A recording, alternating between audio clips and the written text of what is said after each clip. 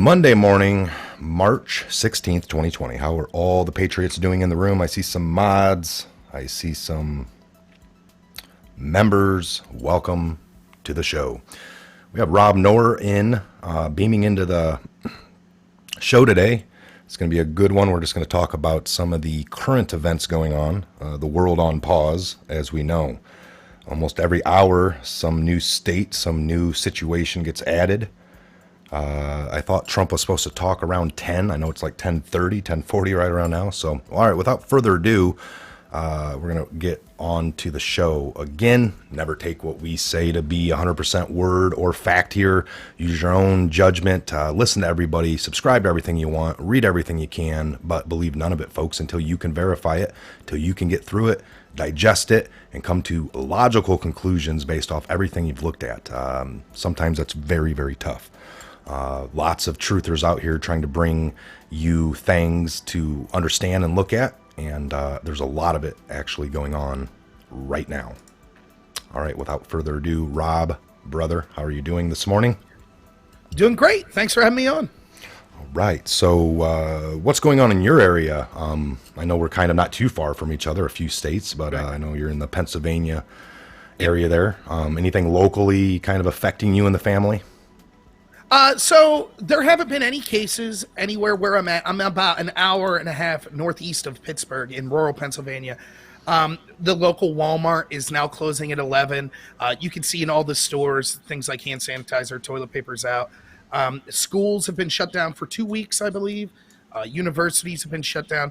I personally live in a town where there's trailer factories. A lot of people work at these trailer factories making trailers. One of the things you're seeing is they're going to consider shutting down, not even because of fears of the virus, but because schools have shut down. The people that work there have to stay home with their kids. And if you end up with 30 to 40% of your people not able to attend work, well, then your factory, there's nothing you can do for the other 60%. So there are ramifications. That's right. We see ramifications from this, despite the fact that there hasn't been one person within miles and miles to be affected with the coronavirus, let alone die from it. So, I think that we're seeing here, I'm seeing Americans waking up to how the fear mongering and governmental and cultural pressure to do things to strip you of your rights is having a real effect on them financially and culturally right now. So. Okay. Well, so in my area, same thing. We're the RV capital of the world, Elkhart area. Tons of trailer factories as well to go along with that. They build different horse trailers and cargo trailers, and that's a huge thing up here. So what I'm seeing is a lot of these are, it started a couple months ago, even with my wife, where she works, they do a lot of, she does seatbelts. So there's seatbelts on airplanes. They got government contracts and everything else. But the Chinese, they were, a lot of the steel or whatever was coming. All that started a couple months ago with the tariffs, and then it slowed down. And then the China went to a halt earlier than anyone else. So they quit getting things. So there's a big stall and headache with that alone already been going on. And then add this into it. So the CDC put out no more than 50 in an area now. It started with 250, which I still was having a hard time to. So now it's down to 50. So then in comments last night, people like, CDC put out no more than 50 in an area. And then I chimed in and said, what about work? And people are like, oh, they said this doesn't affect that. And I'm like, so it's like, okay for more than 50 to work together, but then after work to go out and get a beer. No, you shouldn't do that. So does this not spread at work, or does this, what is their logic on that? Would you come, because that would throw a wrench into the working, like, we don't want to stop everything yet. They probably will in the next couple of days, but what, I don't, how 50 outside of work, no good, 50 inside work. Okay. I think it's obvious to me that being as charitable as possible to them. So let's say that they're not causing panic intentionally, which I sort of think they are. Yeah. But if I'm as charitable as possible to them, I would guess their argument would be, well, it's still a danger for you to go to work, but it's an acceptable risk because we need you to keep working. But that's short-sighted anyways, because one, I would expect our government to be as transparent, as honest as possible to us. So if they should at least say that, then look, you still have a risk going to work. The fact that they'll say, oh, we got to withhold the truth here, but then tell it here. I have a problem with that. And the other thing is, it's short-sighted in the nature of they think, well, as long as people are still going to work, the economy won't be affected that bad. Look, I've seen all these people on Twitter saying, what's up with these young people that still want to go out to bars and restaurants and this? Don't they know they're endangering people? You know, there is something called a local economy. It matters. And if you stop going to your restaurants and things like that, those people provide jobs, which means their business suffers, which means they might not be able to pay the rent on their restaurant.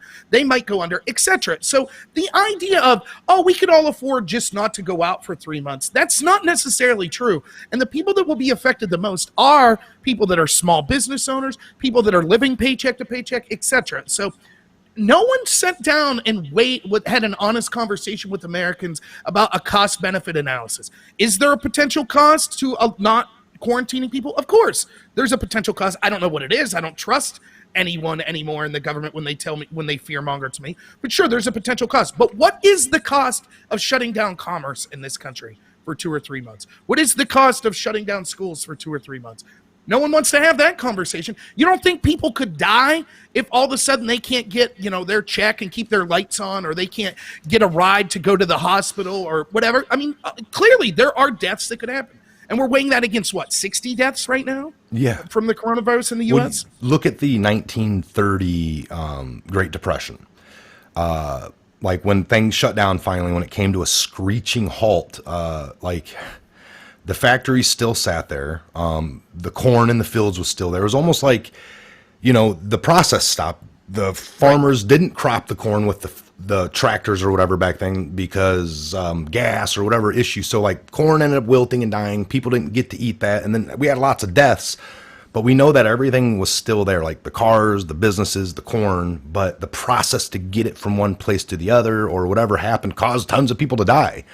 Right. I would fear now it would be much worse with the mindset of people in this day and age. There's a lot of drug abuse, I think, more than what was in the 30s with the prescription drugs and the heroines and the things that have crept in the country more so that there would be more quickly to people to melt down a little. I fear that a little bit more from like the 30s, the drug addictions and the craziness that would go on just with that. But that is a very interesting thought that you brought up there about the fear mongering of it all. So what can be done, or the numbers that they're even giving out don't add up to like the normal flu amount, influenza. So why all the panic, do you think? I mean, the number, they come out with numbers like in one day 200 people died or something, and that was like more than what the flu had done. I'm not sure what the internationally, I believe that was. All together, the big pie. Right. I mean, look, again, so we could get more into is this intentional fear mongering and is this intentional panicking? But where I am trying to start is, let's assume good faith on people. Let's assume maybe not government officials, but at least the person, your neighbor that's panicking, right? Like, let's assume they're not the average person you actually deal with, the person you're going to deal with. So here's the question I have for them is, do you really know? Any of us right here, we have 850 people watching.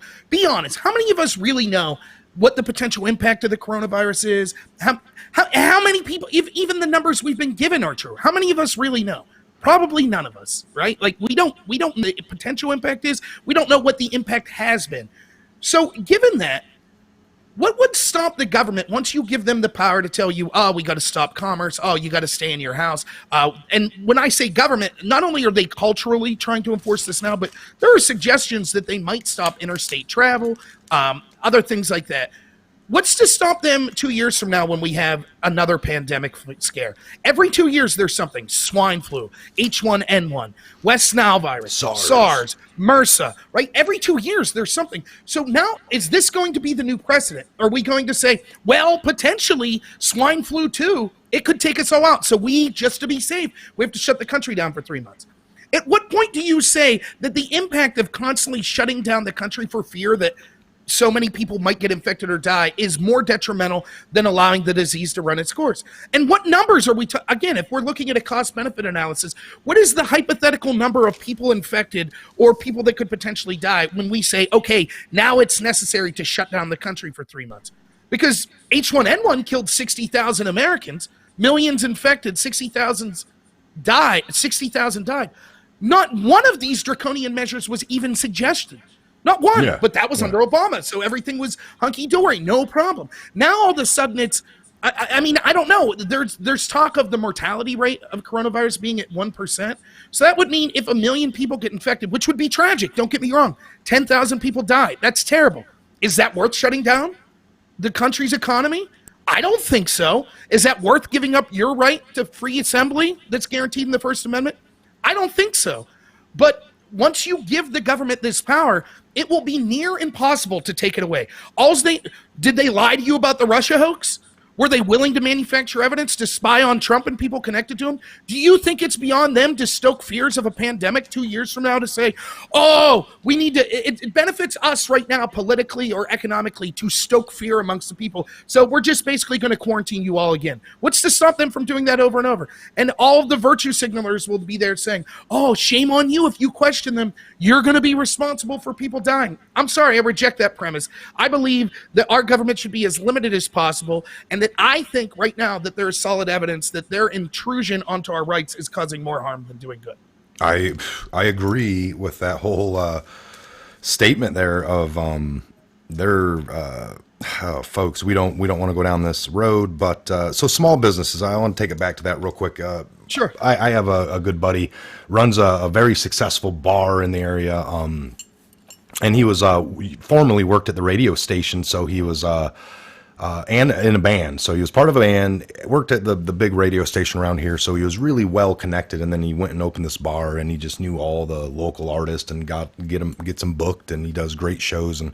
But yeah, this whole state ban of 250 came down, and then he's been struggling. I think he's been feeling the the fear, stuff like that. I'm going to go out to a bar on a Friday night. That goes out of people's minds if you are a little bit fearful with everything being put out.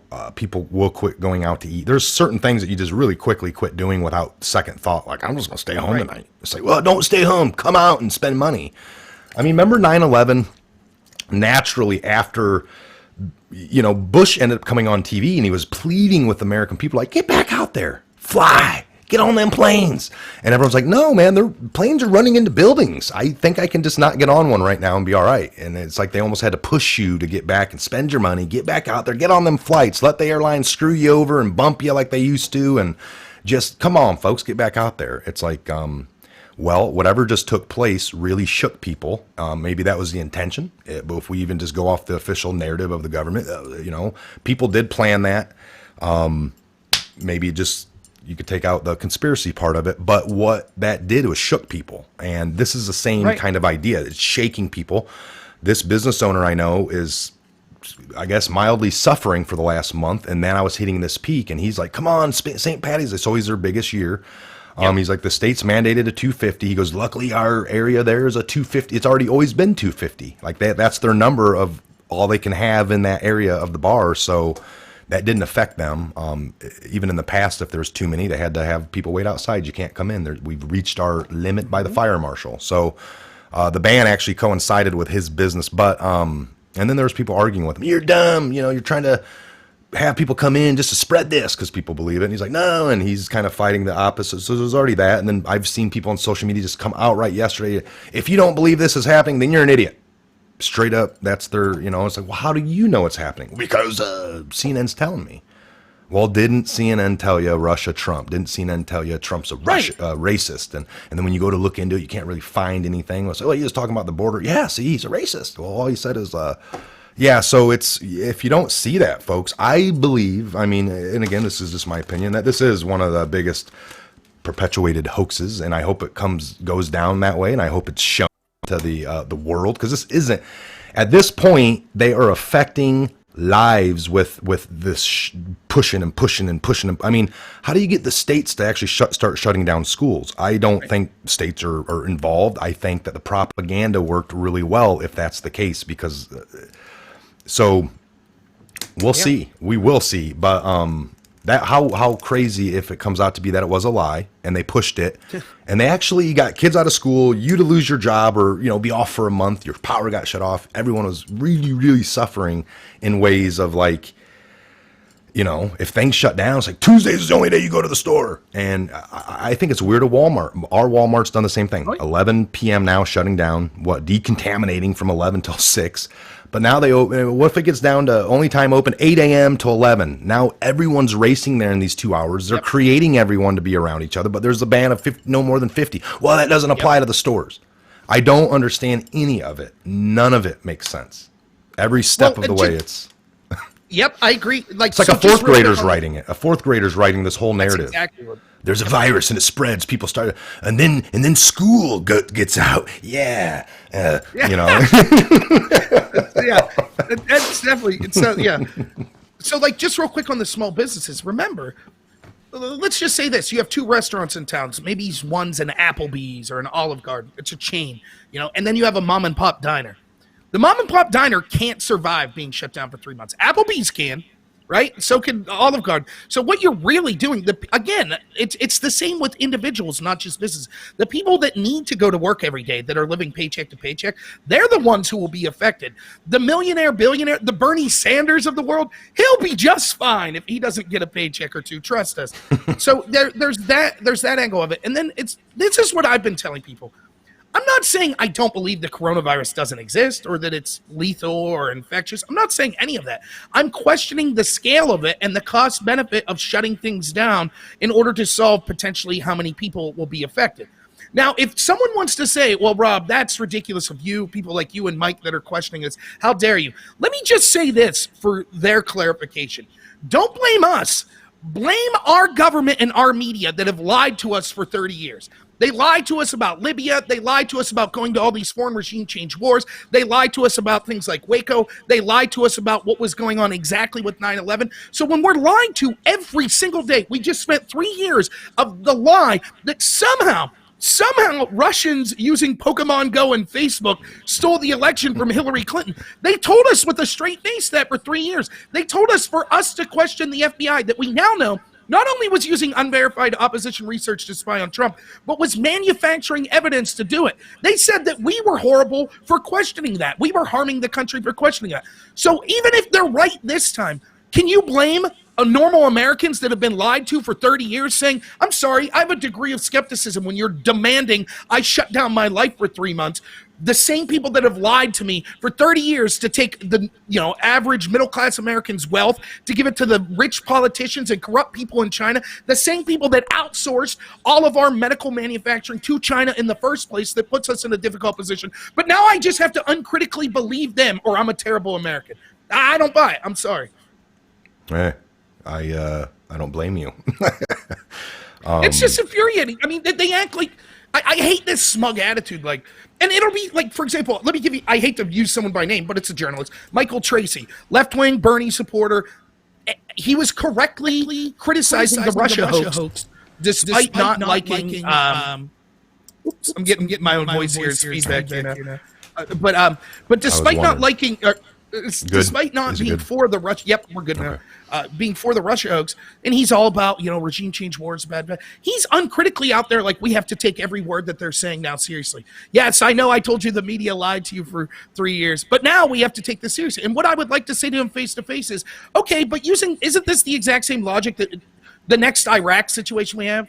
If the same group comes out and says, "Oh, weapons of mass destruction," you're a bad American if you question the narrative. How is this any different? You can't blame people for having critical thinking and wanting to see proof and wanting to see transparency. But instead, what we get is, like you said, a narrative from a fourth grader. And we're supposed to just accept that, Yeah, I can't, be spoon-fed that anymore, folks, without digging and looking into it and coming to those conclusions based off, and that's probably like you, I have not come to those, so I had an interesting conversation. I'll put it this way. Somebody's like, well, global warming, for example. I remember WikiLeaks ended up showing two emails from two very high-level scientists working for the government that they had captured, and that showed them lying and talking about falsifying the data. Now, this data comes from these two governmental scientists that people out in the community, the scientific field, those professors at colleges that are teaching classes and stuff, They rely on this data. They think literally the government's sending up satellites or whatever, collecting things, and then this is the raw data. And you want to make, you would imagine that they thought that that was correct. But come to find out that some of that might have been being obscured and messed with. So that's how this works, folks. Sometimes it's like the actual scientists that are smart people that work at your local college, they're not involved. They're not like this government agent that's there to help. It's literally the data they got. And then if they do 2 + 2, it's going to equal 4. And they would say, yes, we're leading into something here. This is adding up to shows numbers that are bad for the world. But if the numbers at were obscured there and then put down, and you gave the playbook or the numbers for everyone to play with that would add to the result that you wanted, that's seemed to be how that was working in the scientific field a little bit with some of the global warming stuff. Yeah, agree. And then the government was giving these grants out to different groups out there only if your data came back to match what their objective was to show global warming was happening. The groups that came back and said, "Oh, it doesn't add up," they wouldn't get the grant. Now this is years ago, so that people don't understand how the flow of information can work. If you're not collecting the data, then you're already in a bad position. So we're all in a very bad position right now to have to listen literally to the news or the CDC or any of them that give us the numbers, and we take those numbers and we can multiply them, subtract, do all these great things, but that's the number we got. Now, we didn't collect it ourselves, so we are in a bad spot from the get-go. It puts us in a position of trust. It's an impossible situation. I mean, Yes. it really is. I mean, I watched this show, Forensic Files. I love it. I saw one the other day where it was an arson, and the police brought in their arson investigators, and they ruled it an arson. What turns out it wasn't. So they brought in this independent fire investigator, and he proved that it wasn't an arson. And he said the problem with arson investigation is arson investigators, because they're there to find arson. So guess what they find? Arson. And I feel like, even take aside everything that we know is true, there are people in the deep state that definitely want to use something like this to their benefit. They definitely want to fearmonger. We know that's true of the media as well.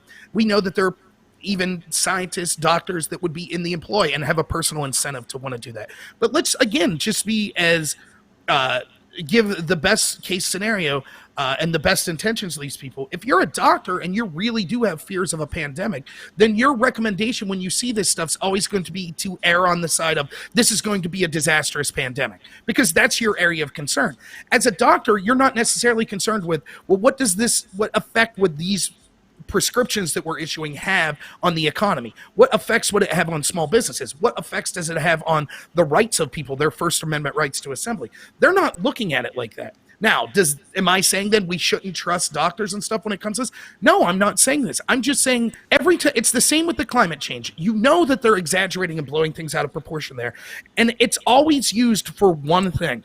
We need more government power, and we need to take power away from the middle class of the United States every single time. Now it's the same with this pandemic. And when we've seen this fear-mongering of pandemics every 2 years, I mean, if just really try to think back, every 2 years it seems like, oh, here's SARS, here's MRSA, here's West Nile. Are we now setting forth that, okay, well, we always have to err on the side of caution? You're immoral if you're out there and your buddy that owns that bar. That's immoral of him to want people to come to his bar. People will die. So what? Every 3 years under the threat of, any bad flu season? That's it? And the other thing I'll say about this real quick is, for all the Russia talk that we hear on the mainstream media, let's not forget the biggest geopolitical rival of the United States is China. What lesson are we sending China right now? China, they don't even have to make a disease anymore. If you're China, all you have to do is use all the influence you already have in the U.S. political system, in the U.S. academic system, the U.S. entertainment industry. And trust me, they own it. They own Hollywood. They own the NBA. They own a lot of these politicians here. All they got to do every year is now say, hey, I heard the flu season's going to be bad. Better shut down your country. And the Americans will claim, oh my God, a bad flu season. Wow, I hope the government shuts everything down. I mean, that's incredible. What an incredible weapon we've just given to our biggest geopolitical rival. And what an incredible weapon we've just given to the globalists that seek always to have government power, government implementation, and to take out the middle class and to take away their rights. What you just said there on taking away or the power. That's the way this started. It seemed like the controlled facets of what I believe to be, like the Illuminati, the controllers of the world, folks, is like, they aren't. They own the media. They kind of have their arm in the Hollywood. They're the producers, and they own the companies that make the movies. So it started with that. It was like the sporting events shutting down, things that they could get to, like, NBA and then baseball and then football or the Olympics. And then it turned into, some political people. Hollywood all of a sudden started getting it. And the next thing you know, it's like the states started shutting down the schools. It seems like a lot of the amount of names that we've been given are people we'll never meet, we'll never see. Right. Some people are like, no, now, again, I don't think it's 100% fake. I believe, like, the flu. We get the flu. I believe this could be one as well, and there could be, but, they're like, no, my brother-in-law's got it. It's like, well, how do you know that? Like, you went to the hospital. This hospital actually had the test for the COV there, and then they test it, and they're like, yep, you got it. So the person's told, and there's just a lot of, how do you, is it, and then the people that are actually claiming to come out, and I don't know if it's real, they're like doing little videos, like, I got it. They're in the hospital, and they're like, I don't feel much different than this or that. And right. It just seems like, the 80% recovery or 90%, whatever's going on, the amount of that have passed, it's this is where people are saying it's not even as worse as this. Like, if we're going to be doing what we're doing right now, we should have done this already, maybe 6 months ago or exactly. Last year, that type of, so that's what's odd about it. It's well, see, and I think what I've been saying up until this point was giving as good of a good faith interpretation of these people as possible. But let's talk about some of the more facts. So here's how you know they're not serious. If this is a pandemic that has the ability to wipe out millions of people in the United States, and you were in Congress and you were creating a bill that, you've heard de Blasio just today said, we need to nationalize businesses. This is, World War II, and potential to have as many deaths as World War II in the United States. Okay, well, if you truly believe that, then wouldn't the bill that you put forth be all about this virus? Would you be including things like abortion funding in it? Would you have waited 2 days so that you could fundraise? Would you have called this the Trump virus before one person even died in the United States? No, you wouldn't have done any of those things, but that's what they did. Now, would you also, now I don't have a problem. If you want to blame, I'm not saying Trump did everything perfect. I don't know. I legitimately don't. But we do know this. As early in February, he suggested shutting down travel from China, and he was called a racist by Chuck Schumer for that. We know that he's been criticizing China from day one about the outsourcing of manufacturing that went there, right? That was his whole... Schumer called him or something similar, I'm assuming. So what now? What is Schumer's stance? I honestly don't know. I haven't seen... Are they blaming this on Trump, by the way? I haven't... Oh, yeah. I haven't seen that.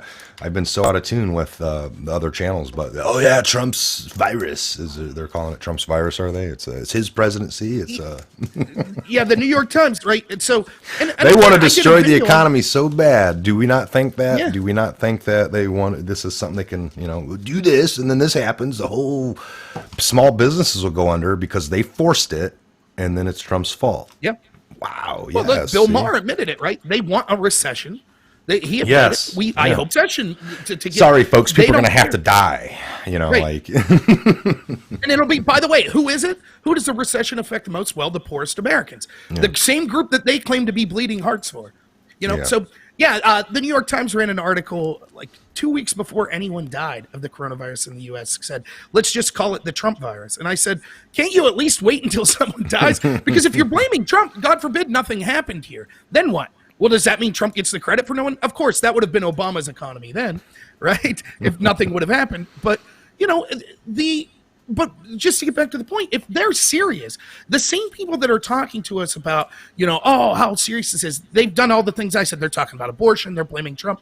And then furthermore, okay, if you want to politicize it, fine. Which policies do you think would make any pandemic worse? Those of Trump or those of the open border, defecating, hypodermic needles on the street Democrats?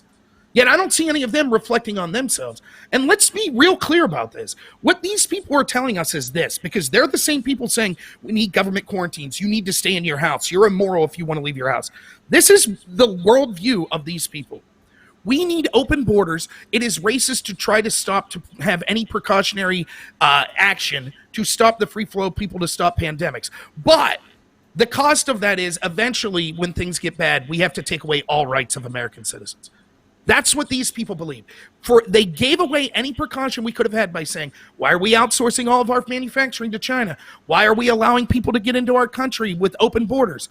They said it's immoral, it's racist to question any of that. And now, when predictably, an emergency, it could have been a pandemic, it could have been something as simple as a terror attack, but it was inevitable something would happen. And the policies we should have had to better rebut these sort of impacts were called racist by the establishment Democratic Party. And now they're the people telling you you're immoral if you question them, saying, oh, and by the way, we need massive government control to end this problem now. Yeah. Did you get a chance to watch the debate last night? Was that even aired? Was it even aired? It was, but no, I'll be straight up honest. I watched Better Call Saul instead. And I probably learned. That's a good show, yeah. I love it. I haven't watched. I missed the whole last season, but I was into that because I came off of Breaking Bad, which was still one of the greatest shows ever. It's like people are like, no, I'm not into meth, so I don't watch. I was like, you don't have to be into meth. Did you watch the debate? No, I was watching some highlights last night, but I'm assuming we could predict free stuff for everyone. Trump's a really bad guy. He's racist. He's a Nazi. He's a Russian. That's it. We just did the debate. You know? Was it Biden or one of them? I think it was Biden promised to pick a female for vice. Yeah, I saw that. And the other thing that Biden said was that if you have a criminal record and you make it into the United States, he will not deport you. He would only deport you if you commit a felony in the United States. Remember, by the way, just real quick, in the context of the coronavirus, remember this. All of them raised their hand. They all said, we're not open borders. But then look at the specifics of what they said. They said it shouldn't be a crime to come here illegally, and it's immoral to detain people. So how are you going to test them for an illness if you're not detaining them? Do you just, as they're walking by into the nearest hospital or school, do you say, hey, do you got a moment of your time? We could test you for coronavirus? Or do you just say, we're sorry to inconvenience you. Now, those dirty Americans, the actual citizens here, they have to stay in their house. But you, please, come on in. You know, I mean, it's just, that's, again, how you know it's not serious. If these people feared for their lives, the establishment Democrats, and they would be doing something about this. They would say, yes, we're going to bring manufacturing back to the U.S. Yes, we're going to seal up the borders. But they're not. And so, you know, if you start to see Pelosi and Chuck Schumer and AOC come out and say, yeah, seal the borders, build the wall, then it might be time to legitimately panic because, you know, they want open borders beyond anything. So what do you think of the narrative that's floating out there? It's a little opposite of everything we're talking about here, of possibly that. So I've seen some things within the next 72 hours, maybe we'll be on a complete lockdown. All jobs will be off because I don't, like you said, in your area, all the kids are off. And I know people and teachers hate to hear this, like school's not daycare. But honestly, in the parent side, sometimes it is. The kids are off at school learning. They're under the guise of the teacher and the principal, and you hope they're safe, and you think there's adults there keeping an eye on your kids, and their kids are doing the right thing. You're at work. When this situation happens, it does throw a fork into the typical normal American citizen's life of, my kid's only in first grade. They're not allowed to stay at home alone. They're 6, 7 years old. So you got to get the daycare. And a month of that could be a third of your paycheck because we know how expensive daycare is. And that could be unfeasible, like not in people's budgets. Like a third of my money normally goes for the bills, something I don't know. So you're talking about now jobs are going to be off. Jobs just can't seem to pay. I mean, did they pass something? Or is everyone that's going to be off going to, I mean, how people can't get paid? I mean, right? I mean, this isn't. Yeah, I mean, they suggested, I think that the bill included things like sick leave, payroll tax. Right, like payroll tax elimination, so you don't have to pay payroll tax during this period. But I don't see how if I work for a private company, what's the government going to do? They're not going to reimburse every company to pay every employee. It's just not possible. Yeah. And I know we live in this fiat, that's another thing worth talking about, but we live in this fiat currency controlled by the Federal Reserve. Basically, our money is just backed on faith and nothing else. Yeah. And I know that we think we could just keep printing and printing. We can use monopoly money if we all put faith into it. Well, and here's the problem. When you look, I say this all the time. There's this postmodern, people think it's just us crazy righties that are distrusting of the government. There's this postmodernist philosopher. I don't really like him, but his name's Michel Foucault. He talks about the idea of biopower. And basically, in a nutshell, it's this is a gross oversimplification. If you give the government the power to give you life, you give them the power to take life away from you. So if you're reliant on your government for food, for energy, etc., that's all well and good until the day the government wakes up and says, we don't like you anymore. Yeah. Now what do? You have no skills. And when we allowed the world government to have currency that they could just print and print and print and print that was based off nothing, it was based off of faith. Well, the problem is once people lose the faith, as we're seeing with the coronavirus, why do you think markets are collapsing the way they are? Because they were artificially inflated. People had faith in all of these markets and all these currency, and inevitably it's going to come down. And I think that could be one of the blessings in disguise we can see if Trump could manage us through this, getting rid of this terrible Federal Reserve that they use to inflate and deflate currencies to make profits themselves and wipe out the middle class. But, I mean, yeah, who knows? Who knows? I mean, we could see in 72 hours, they say they're proposing interstate travel bans. Why would... I mean, I live an hour away from the border to Ohio. I'm 5 minutes. It's 5 minutes from Michigan. What's that going to help? All of a sudden, I can't travel. No, and I got a buddy on the road. He's part of the show. He's been on Scott, and he's down in Texas because he does like CNC machine repair, and he got a job down there. So he just drove it, and I was like, "Dude, what a horrible time!" They're talking about shutting down everything. He's like, "Oh, I just got here," and I'm like, "Yeah, hopefully you can get back." You know, like I don't know. And then if restaurants are shutting down, how is he to eat from Texas all the way back to here? Where are you going to stay? Where are you hotel stay? You know? Yeah. I mean, it's unbelievable. And let's keep in context what we're talking about. 60 people dead, 4,000 infected. That's less than get strep throat every year exponentially. Now, I understand the argument is, but it will get bad if we don't do this stuff. You know? Yeah. But look at, again, what is the criticism? I ask people, what are you suggesting then?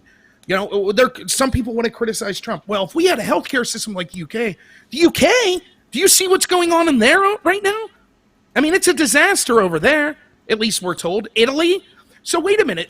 We were told we're racist and we're immoral because we don't have the policies of these European countries.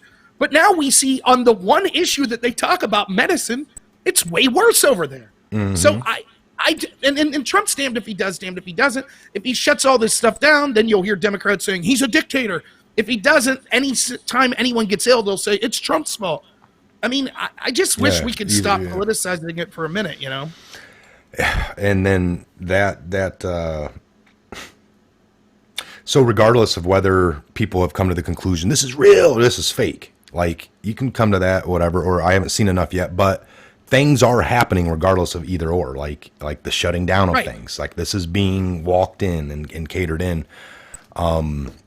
That there is affecting everybody. So if it comes out to be real, and then all these things, and it can actually be real and still be overplayed. Like there's a couple different fine lines there, folks. So we'll see as far as you know, and if this ends up being like totally over purported and played, how horrible, because they're able to literally affect your life with shutting down everything around you, folks, and your kids not going to school, and then you not going to work, and then the possibility. So Armistad Rothschild said that back in the day. I care not, you know, give me a country, let them make their own laws. I care not. Give me control of their money system, and you know, so that's where the power really always remains. If you look into the 30s, there's lots of stuff around in the books, if you dig, that it was kind of orchestrated. Things were given out, the equivalent of tweets by powerful men back then were written on papers and put into the paper in the little column that all the businessmen would read. And it was like the power of a tweet back then. And he put something, the fears, you know, the little tidbit words to get the market to start to shake. And then they bought everything back for pennies on the dollar. And then, so was that orchestrated? And we had millions of people lose their lives because they couldn't eat. You just didn't have any money. You're starving. And it's like, but yet we know everything could have existed, but based off people or games, suffering happened and people die. And it's like, just because somebody wanted to shift some money, there was actually a huge transfer of wealth during that period. So I don't know. As I'm always skeptical. And they could be right? Like, listen, I know a lot of people want to talk about this, about like Event 201, Bill Gates' connection to the Gates Foundation, Bill and Melinda Gates, them being connected to what Event 201 was. I think it was like right at the start of the coronavirus, where basically it was international governments and businesses coming up with a potential plan if there was a pandemic. It's strange, right? It's like how a lot of times when you see these mass shootings, there's also a drill occurring at a the week same before time, right? they hired people. Yes. Or 9/11. You know? They had the books out for 2 years with the crosshairs of the 9/11, the centers in them. That was their training manuals, the FEMA, the books. And Yeah. I mean, so who knows? It could be true that I'm not an expert, and I can't tell you that I have deeper insight than probably what all of the people watching have. I've read about Event 201. It is eyebrow raising. But here's what I tell people all the time. I don't have to prove that this was a manufactured setup. I don't even have to prove that people aren't dying of the coronavirus and things like that. I believe they are. I believe that, there have been deaths and things like that, and that it has the potential to be bad. All I have to know is this. Every time we see a disaster, whether it be man-made, it be a natural disaster, it be a pandemic, it be a terrorist attack, our government and governments around the world are experts at propagandizing how to take away your freedom as a result to keep you safe from this type of stuff. So in other words, they don't have to set the fire in California. They just have to allow the fire to occur and then say, oh, we need to take away your rights. The same would be true of this coronavirus. I don't have to prove that this was intentionally spread. All I know is inevitably a virus will spread. That's human history. It will happen. And they will use that to their benefit to take away your rights or to take out someone like Trump that they perceive as going against their hegemony to world power and globalism. So that's what I see occurring, despite whether Event 201 is a precursor or was proof that there was somehow an intentional spread of this. It doesn't matter if it was or not in the grand scheme of things. What matters is, even if it wasn't, you shouldn't allow them to corruptly take away your rights as a result of this. And the other thing is, like, look, again, if I'm arguing in good faith with these people, I'll say, just give me the number. Like, I need to know what the precedent is. Here's a tough conversation no one wants to talk about. The Democrats, the establishment Democrats, they control the narrative where they always want to make it sound like you're immoral if you don't agree with them. Oh, healthcare for everyone, or you're immoral. You would allow someone to die because they don't have healthcare? Well, no. I wish no one ever to die through lack of healthcare, not just in the United States, but worldwide if I could. But I'm also a realist. I know that we can't cure all of the world's poor. It's just not going to happen. We'll run out of resources. So, yes, there is truth that if you're a realist, you are sometimes saying that some amount of deaths are acceptable, as tragic as that sounds. And I'll give you the easiest example. Thousands upon thousands of people die in car accidents all the time. We could eliminate that number to almost zero if we made the speed limit 5 miles an hour. Are you willing to do that? Are you willing to live in a world where you can only travel far? But it's immoral if you don't say that because people will die. Well, the same is true here. Let's have an honest discussion about what is the potential impact that we say, okay, now it's okay for the government to shut down all this commerce. I'm willing to have that discussion. But I'm telling people right now, everyone that's saying, oh, with the coronavirus, this is the one big one, they'll be saying the same thing 2 years from now when swine flu 2 comes, or the next West Nile virus, or the next SARS. Right? They'll say, we got it. And you'll say, but no one's even infected yet. It doesn't matter. Remember, we shut everything down when only 60 people died of the coronavirus. So if one person dies from the flu next year, shut her down, or you're immoral. And that's the disingenuous, this idea that we that are skeptical, we that value our rights and question allowing the government to take away these rights, we are painted as, well, you don't care about people dying. That couldn't be further from the truth. Of course I care. But what are you giving up to prevent these deaths? And no one wants to have an honest conversation about it. What do you think about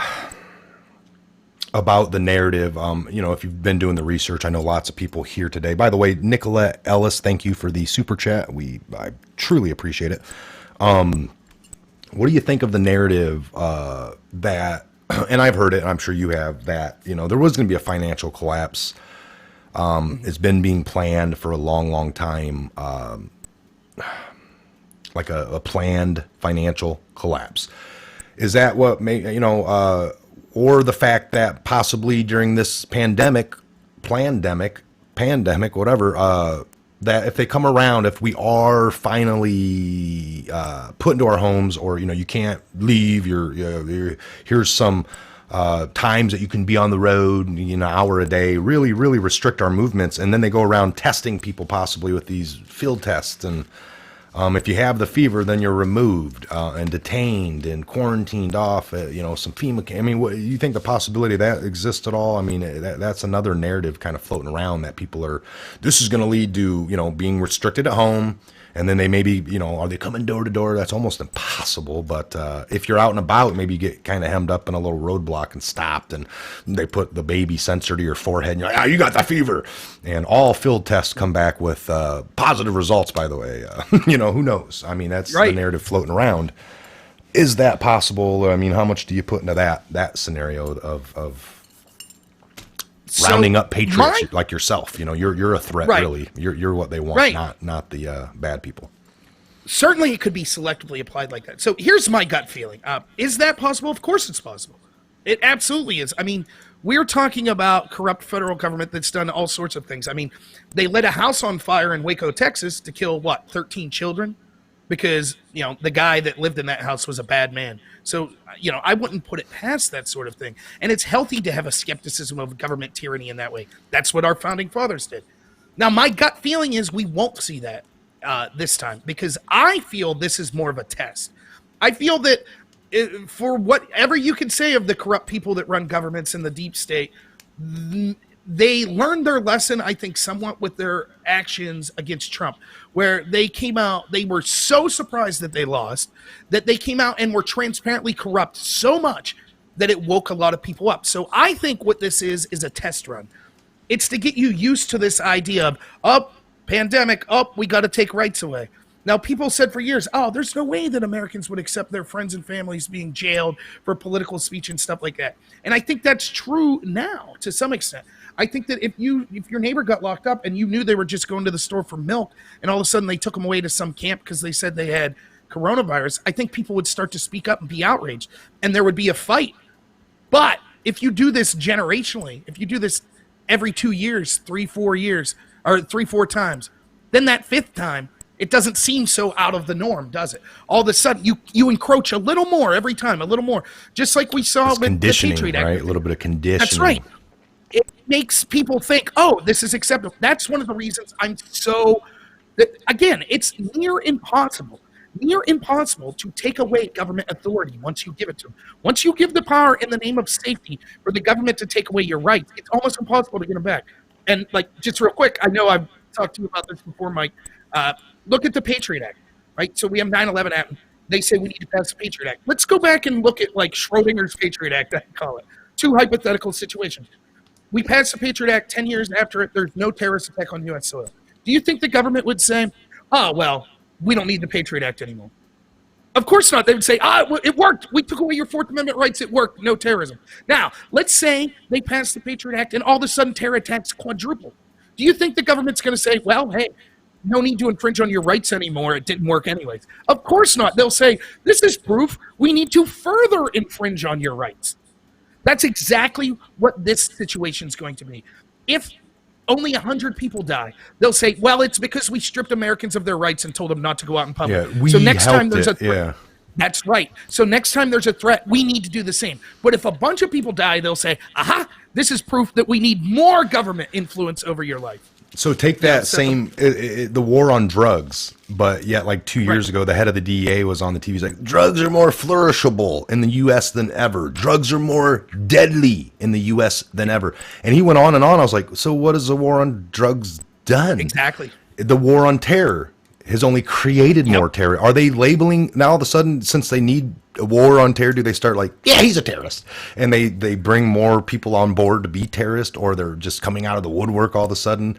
You think that the wars on things are to tame them and keep them back, but yet it seems like every time they get a government branch and then they direct it at that, it's just the damn thing's unfightable. Look at the war on poverty. The war on poverty. It started because Patrick Moynihan, a Democrat in '63, said that it was a national disgrace that 25% of inner city black kids were born out of wedlock. After 50 years of those policies, the number is 75%. It's worse. But It's I'm a not worse. racist if I say, well, I don't like those programs. They're clearly making the problem worse. They say, no, we need more government programs. Think if we weren't here, how bad it would be. That's what they pitch. That's what they pitch. That's right. So if it works, they say, see, this is proof that government control is good. If it doesn't work, they say, see, this is proof we need more government control. Yeah, we need a little bit more. And that's exactly what we'll see here. Yeah. You know, it's frightening. And that's why I'm encouraging people, look, there are common sense things you can do. If you're feeling sick, don't go out. Like, I get it. Do what you can. Do it as an individual. But I assure you, the government's not going to make this better. The government stripping you of your rights, not only is it probably not going to help in the short term, but there is a far bigger threat in the long term to giving up your rights for safety. I mean, was it Thomas Jefferson that said those that would give up liberty for safety deserve neither? I mean, that's that's what we're seeing, you know? Yeah, I can agree with that. So I'm seeing here Nashville business owners defy the mayor and remain open. They say the order to close bars and restaurants on Broadway is unconstitutional. It is. Yeah. And I had said that yesterday. We might start seeing, businesses defy, but now you're like the only storefront open. And I would imagine it would take too long for the government officials to come in with badges or whatever, flip something and, shut you down, arrest you.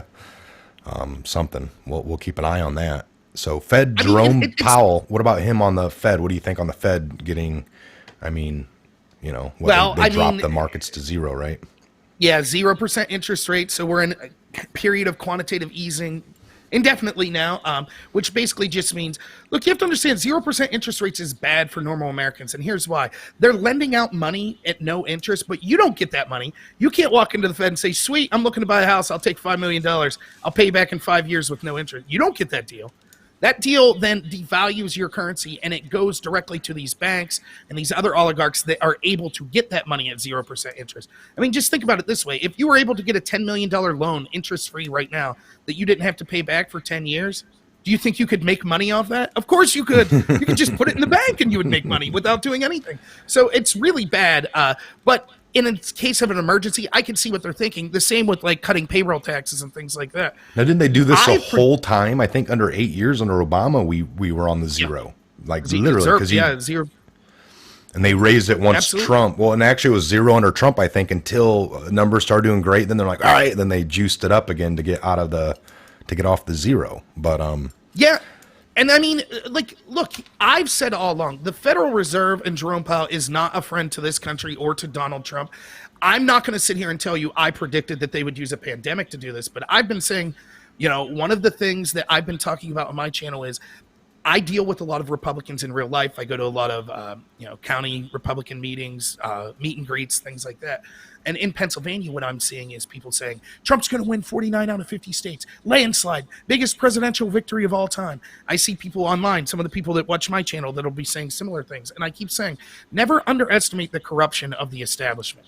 Just because the Democrats are so unpalatable right now that they have a communist running against a man with dementia doesn't mean that they won't try to stack the system and be effective at doing so. And I predicted the Federal Reserve would crash the economy in order to harm Trump, because the big thing Trump had going for him was how well the economy was doing. Now, does that mean that they intentionally spread this virus? I'm not saying that, but they're certainly using it to that end. And I think that, Trump's trying his best, I would assume, to deal with Jerome Powell at the Federal Reserve and say it is in Trump's nature to say, I want interest rates lowered. This is an emergency right now, so let's do what we can to get money circulating.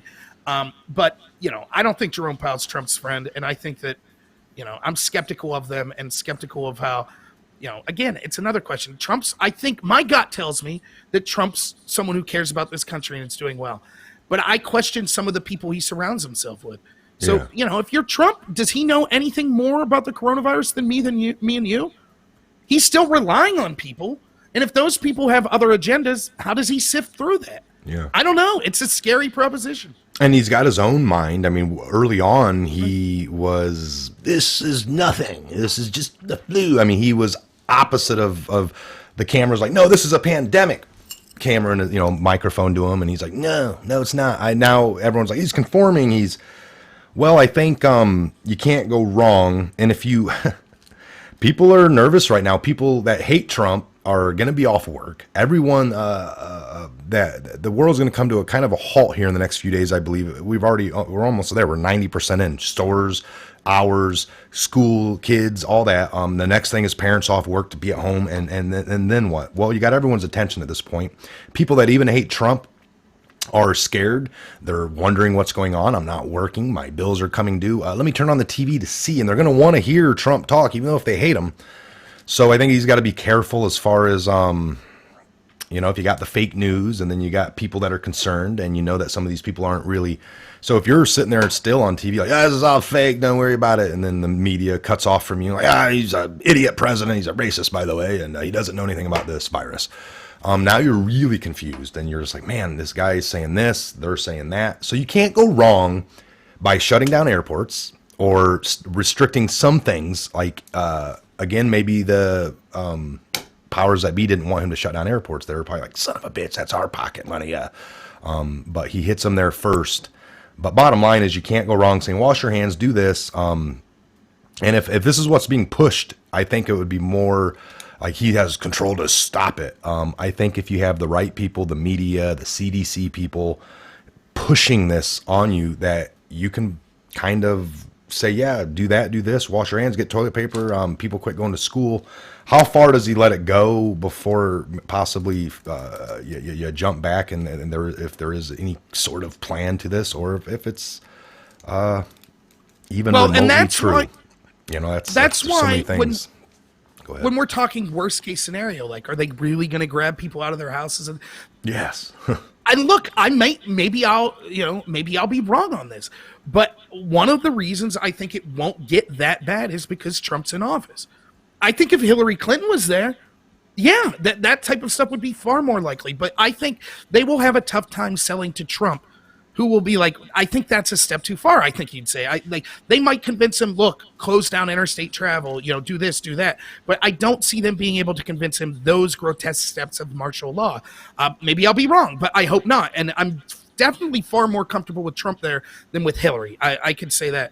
And the other thing is, this is sort of a self-fulfilling prophecy. I mean, think of how this goes.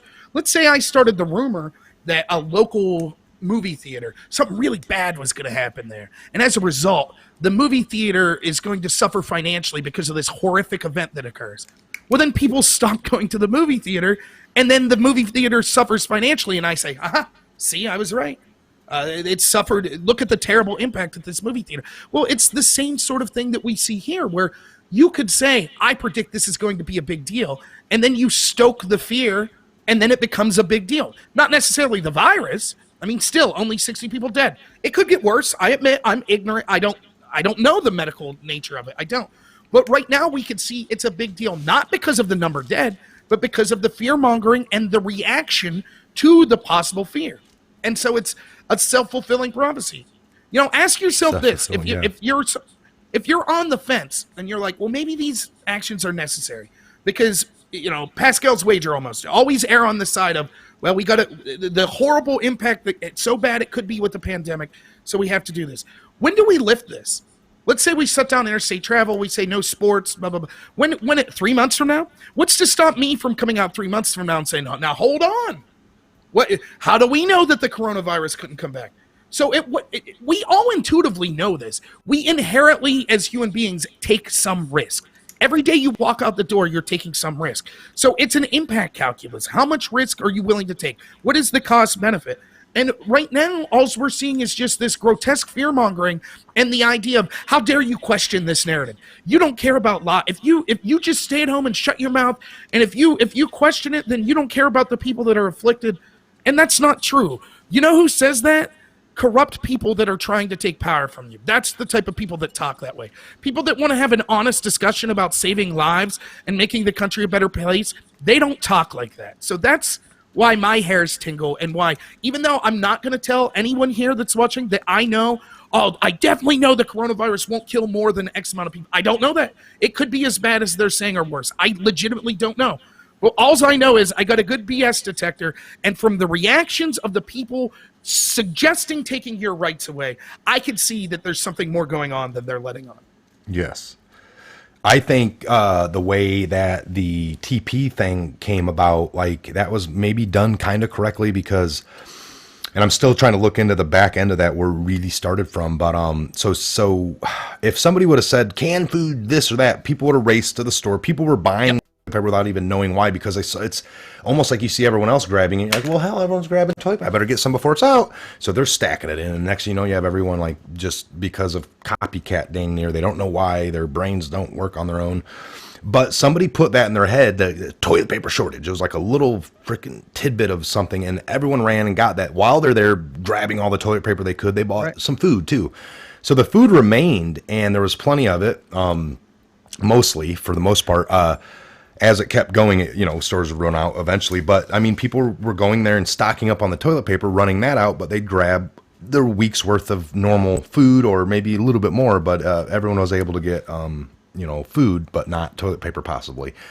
So that worked out well, because if it would have been the other way around, people would have been grabbing up all the soup aisle. And then, so the toilet paper was like not a big deal because you can use your old Packers shirt or something if you need to wipe, I mean, TP wasn't really invented until 1920, good two-ply, and we survived fine up until then. I'd rather have food and water, and if I have to do that, I'm going to do it, and then I'll worry, So it's like you didn't need that to survive. It's not an essential, honestly. And this is, I still joke around. I still love having fun and joking around, so I'm not going to leave this thing ruin my sense of humor. One of the things I said, is it time that we finally switch to the bidet? Has this run on toilet paper finally convinced, and I don't want to get too gross or too graphic, but who in their college days didn't run out and have to get a quick shower, to clean themselves up? It's like, you can't eat toilet paper. You can wipe with the receipt you got buying food, though. That's right. That's right. If you're really prepping, stick with the food, the clean water, sure, gather up some toilet paper, but that would be a distant concern of mine. That's right. Compared to ammo, food, water, things of that nature. People are like, we're hungry, Dad. It's like, you just want some toilet paper soup? Because that's all we get. Some of the skits coming out you see on Twitter, right, with like a guy pulling up to buy drugs, and he's like, "You say Ernie sent me," and he hands him like $1,000. The dude reaches in his coat and hands him a roll of toilet paper. It's actually hilarious. Like it's funny. I saw like the little coin mint, like how you get a coin minted and all the numbers are on it. It's like a number 10. They showed like a little square of Charmin in there. Like, this is good stuff, Yeah, good stuff. Triple five. But yeah, it just cracks me up. It's like, but I mean, again, it's the same as like a run on the banks, right? You see everyone going in the bank, taking out money. You're like, oh, I better get my money out. What's going on? I don't know. I just saw everyone else taking their money out, so I'm gonna, and I think you see, that's what the toilet paper. In the military, it was bad. There was lines all the time, and people would get in them. Like, I'd be with a buddy, and he's just getting into a line. I'm like, what's going on? He's like, I don't know. It's a line, and I'm like, well, what the hell is a line for? People would get in the line just because tons of other people are, and then you find out, well, this is for a breast exam. Oh, my bad, and you get out. Like, I don't need to be in that line. So it's that old adage. It's frightening. I saw this study. I wish I used to know the name of it, and I don't now. What they did was, it's kind of along these lines, except more frightening, actually. They'll take one person, and that person is the, what's the word I'm looking for, is the subject of the study. And 9 other people are in this room with them. Now, the other 9 people are all plants. And what they do is they bring in someone, and they'll show them a picture, and they'll say, which line is longer, A or B, right? And at first, all of them answer correctly. So the subject is answering correctly, and everyone else. About the third or fourth answer, all of the other 9 people start answering the opposite of the truth. So if line A is bigger than B, they say B. And then when the subject says, well, it's line A, they all look at him, just stare at him, and then they go on to the next. And 90% of the time or something like that, after 3 or 4 times of that happening, the subject's willing to lie because everyone else did. And that same sort of theory is why you get in a line if everyone, well, I have no reason to be in this line, but they must know something I don't. So I'm willing to forgo what I know in the case of that study, what you know to be the truth. But with the line, you don't know. You don't know what's going on. So if you see a line, you just get in the line. Yeah. One of my comedians, David Tell, I don't know if you ever heard of him. It kind of goes with that. He's like, if you want to know what fear is, if you ever see a man running naked down the street, you start running after him because whatever's coming is damn scary. It's like, that's right. Same. Well, that group think, your idea there hit on a point of getting in lines or just we know people, right? You probably know people that, they might work with you or whatever. And some people are so susceptible. They want to be part of the team. We know the people that jump on different, sports teams, like they win. It's like, you're just a bandwagon jumper. You didn't own any of that gear last year. It was like, they won the Super Bowl. I want to be in on the winning team. And Right.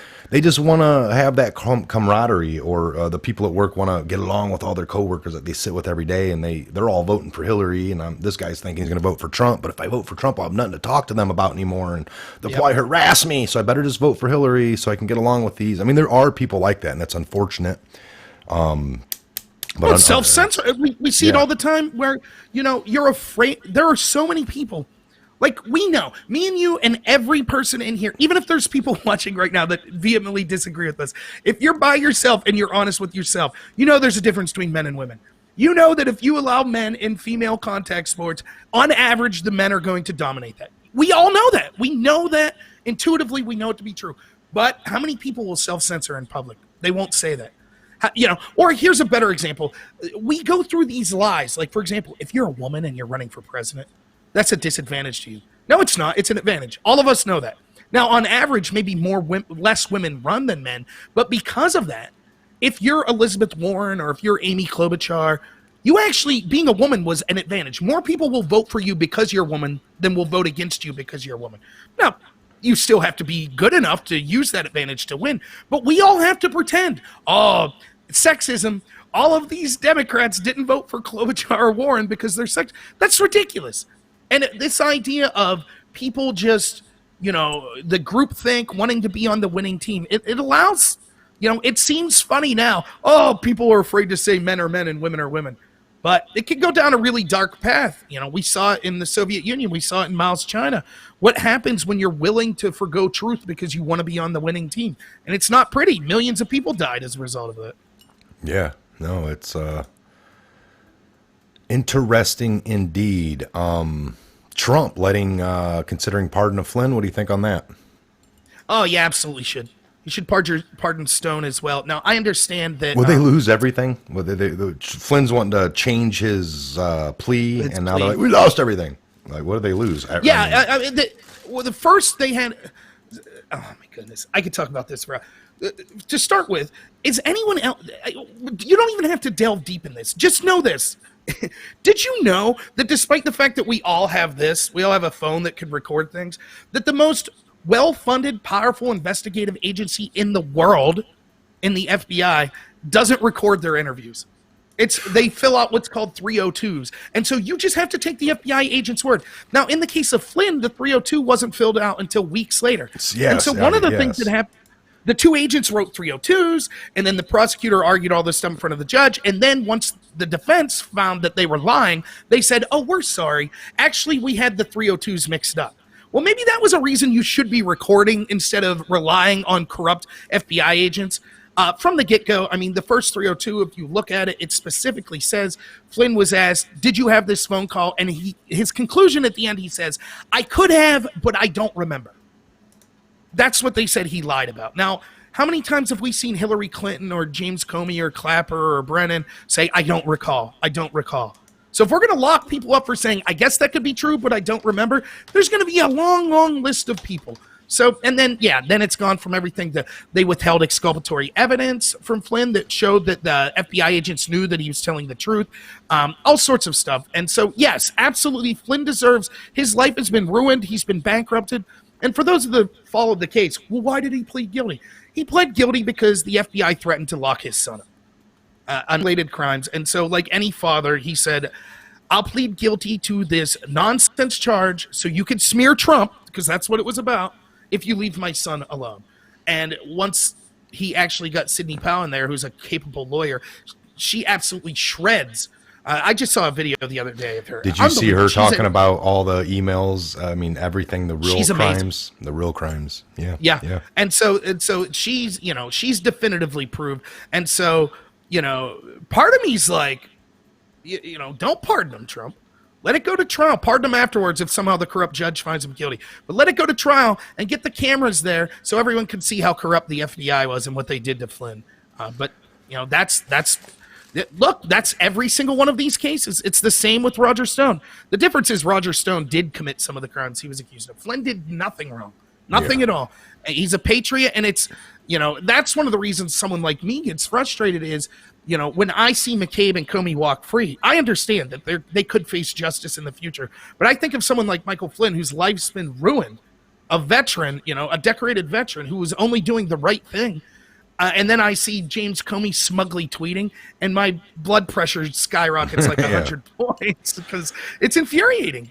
You had mentioned briefly earlier talking about all the stuff we can't believe, and you had said Waco.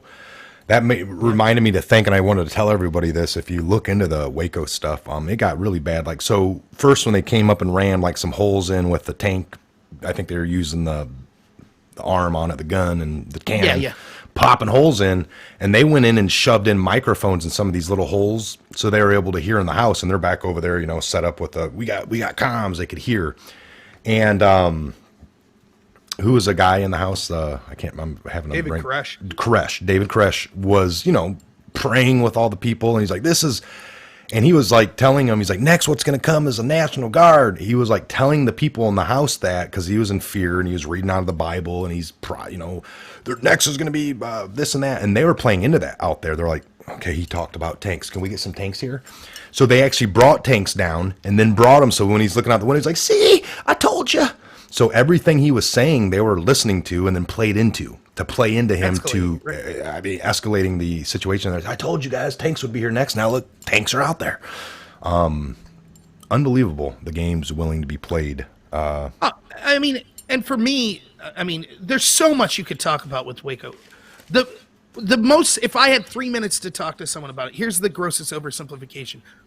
Can you imagine law enforcement intentionally hurting children to try to get parents to surrender? Because that's literally the FBI's official version. What happened was there was the fire, 50-something people died. There were several children, some as young as 6, I believe. I think 13 children died. What the Koresh people did was they put them in a pantry. And unfortunately, because of the nature of the pantry, the fire that went through, it kind of operated as a hot box, so it burnt them more than anyone. But when the coroners got in there, it turned out they didn't die of fire or smoke inhalation. They died of tear gas inhalation because so much was put in that it operated as cyanide.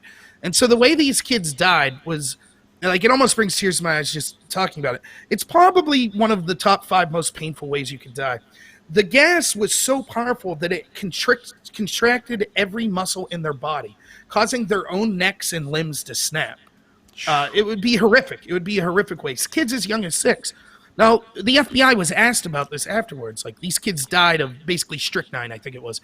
Strychnine poisoning from your tear gas you sent in. How do you justify this? Didn't you, even if you didn't think it would kill them, didn't you know it would cause them incredible pain? And the FBI agent that was in charge said, we thought that if we caused these children pain, the parents would come out.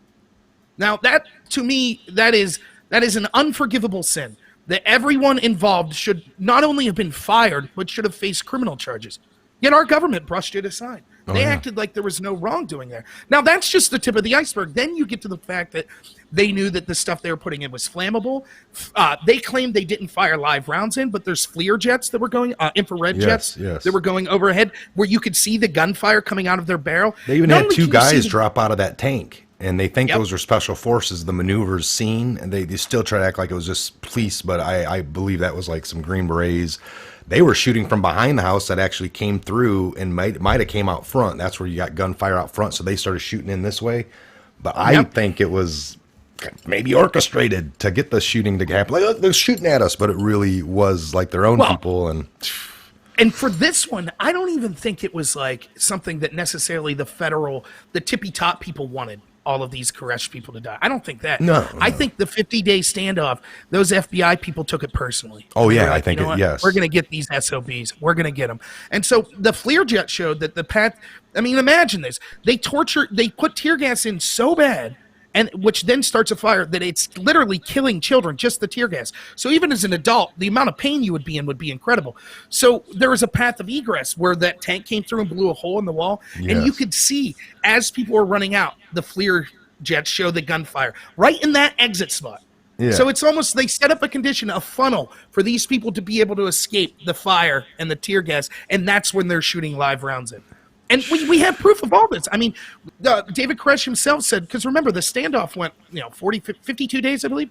David Koresh, you could find the audio of this where he's saying things like, look, when you come, you'll see that our front door has bullet holes coming in, which is illegal. Law enforcement officers aren't allowed to shoot through closed spaces because there could be children, which there were behind that closed door. So you can't shoot into a closed door. And Koresh is with the negotiator saying, you'll see that they started it. You'll see that the bullet holes are coming in through the door. So after the place burnt down and everyone was dead, there's video of them taking the door into evidence where you could see bullet holes. So let's see if what Koresh said was true. Unfortunately, that door was lost, along with many other pieces of evidence. The coroners that went initially said that they had all these, autopsies and things they'd done. It was taken by the FBI. They never got it back. And then the FBI later claimed that they lost all of the evidence. This, I know it's different than the coronavirus, but to tie it back into that, that's what your government's capable of. Yeah. Am I and saying you back it up one story. What about Ruby Ridge? They shot that kid. They sniped him. And they were mad because the same kid that sniped was at Waco. The same FBI agent that sniped it. I mean, it's unbelievable. And then the guy in charge, I can't remember that guy's name, but he was in charge of Ruby Ridge, Waco, and then I think into Oklahoma. I mean, it was the same director or whatever in charge and on scene. Oh man, we can go on that. Can you out there blame us for being skeptical when we've been lied to so many times? I mean, that's just the tip of the iceberg. I mean, maybe you call us a crazy conspiracy theorist for talking about this. What about the Iraq War? What about Gaddafi? What about overthrowing the Shah in Iran? What about arming the Mujahideen in the 70s to go after the Soviet Union that later became Al-Qaeda? What about installing Fidel Castro in Cuba? How many times do we have to be when it's not even that you have to agree with us, but just to say, hey, I don't blame that guy for questioning.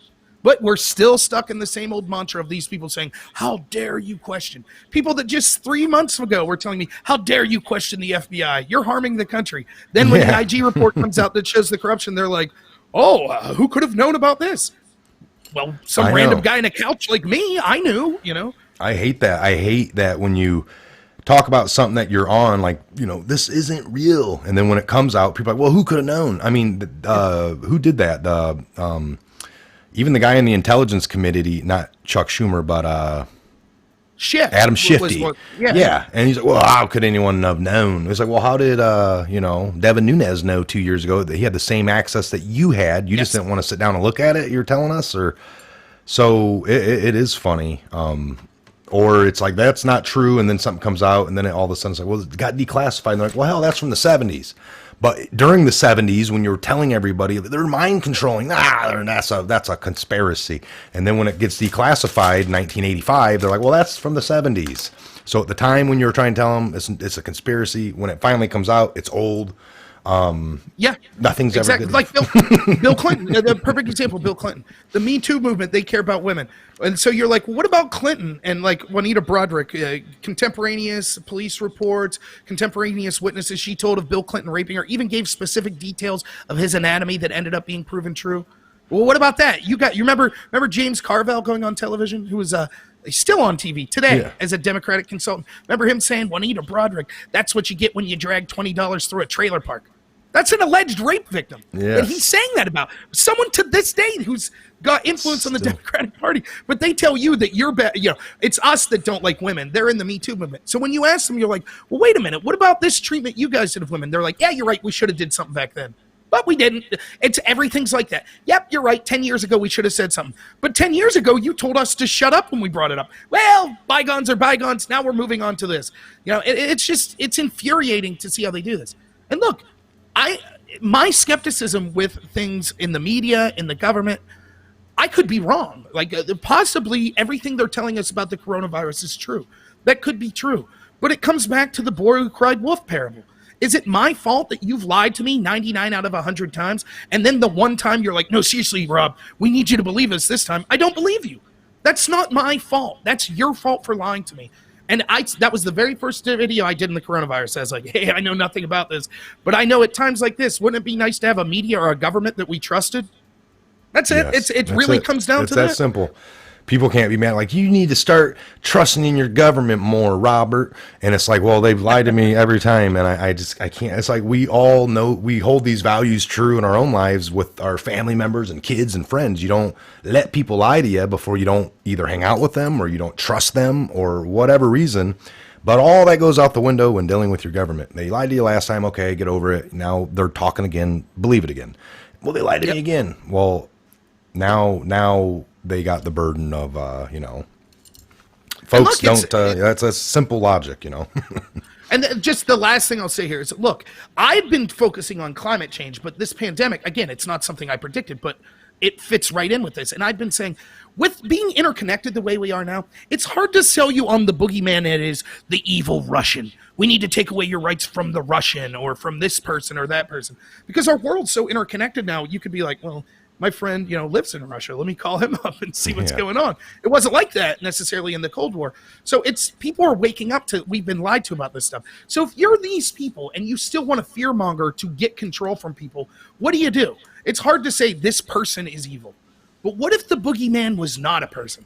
What if the boogeyman was the climate or the disease? Well, you can't really question it. It's ethereal. It's not, not something that you could physically touch. And so you just keep saying, well, the disease is so bad. The climate's so bad. We're all going to die from the disease and from the climate. You need to give up your rights. If they say that about the person, if they say Putin will kill us all, give up your rights, you could be like, well, wait a minute. I could look into Putin. I could see what's going on with Putin. That's clearly nonsense. The very people that I used to, I have friends on the left that say, you've changed, Rob. I was out there protesting the Iraq war. I had all these friends on the left that were with me. Now those people are giving Barack Obama a Nobel Peace Prize for dropping more bombs than any president in history. And they're telling me that I've changed.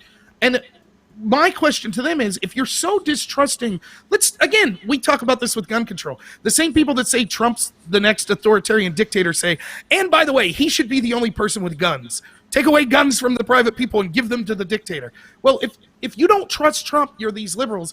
Why are you begging for him to basically have martial law, right? Like it doesn't compute to me. It's like, what are you talking about? So they can say really don't. Well, that's exactly it. That's exactly it. If you really don't trust Trump, then join my side of limited government. That way he can do the least possible harm, right? But instead, you're like, no. I don't trust Trump, but I want him to have total power and total blame over handling things like this pandemic. And what do we see? We don't know about to me, the pandemic's the same as I go to the mechanic, I say, my car's not working. And he's like, oh, yeah, it's your Johnson rod. It's going to be $2,000. I don't know. I'm like, oh, I guess I'd go to another mechanic. But these people, if the CDC's lying to me, who am I or millions of Americans to disprove them? So all I say is have a healthy skepticism. Know that they've lied to you before. And know that if you give up your rights now, it will be the new norm that's set, and they will continue to do this every year. So I agree. I guess we'll wrap it up. I wanted to I was gonna say, and I had something on that, but it left my head, so we'll just I'm too wordy. That's my point. No, you're fine. I thought I had it written down, but I didn't. I'm going off over here. I do got to leave my house for a little bit. I need to jump out of studio. So I guess we'll shut her down. We had a great little crowd. We still got 1,320 in the room. I hate shutting rooms down on that, folks, but you guys have been intrigued. Again, I just put Robert's, I added his channel down below. It's the very first thing in the description box. I encourage every one of you to get over there, subscribe, keep up with him. You heard the information today. Very intelligent, I know he does his research and he looks into things, and a lot of this stuff is opinion at some points, folks, but and we're all entitled to that, and sometimes you agree with people more than others. It doesn't make you right or wrong. It's the conclusions that you've come to based off the things. And how can you be mad at Robert for the lies that were given to us? I'm right along with them. I'm the same skeptic. Doesn't mean don't wash your hands and don't right. Just keep your head on a swivel. If you guys see something, come back here to the channel. Maybe put it under the video here for us. We're all doing our job. Robert's going to keep digging into things and reporting throughout the day. I will as well. I'll be back. And we might join together tonight. I'm not sure yet. I gotta. Yeah, I don't know who's going to be on the panel. Yeah, we'll see. We'll see. All right. Well, Robert, have a great day. Patriots. Yeah, we'll thank see you you all back here. so much. Yep. Get over there to his channel and subscribe. Again, folks, thanks for being here. Monday, March 16th, hour by hour, minute by minute, day by day. Things are coming. Where's it leading to, and how long are we gonna be in a state of this situation? None of us know. That's things left up to other people.